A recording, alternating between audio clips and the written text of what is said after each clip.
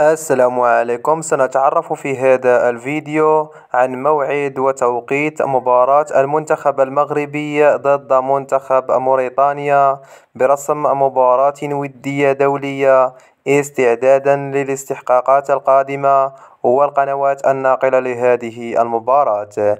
لمعرفة مزيد من التفاصيل شاهد الفيديو إلى النهاية ولا تنسى الصلاة على رسول الله. سيواجه المنتخب المغربي منتخب موريتانيا في مباراة ودية دولية استعدادا لكأس العالم وكأس إفريقيا. بالنسبة لموعد عرض هذه المباراة هو يوم الثلاثاء الموافق 26 مارس شهر 3 2024 في تمام الساعة 10 مساء بتوقيت المغرب الجزائر تونس، وعلى الساعة 12 منتصف الليل بتوقيت السعودية العراق. وسيتم نقل المباراة على قناة الرياضية المغربية إن شاء الله.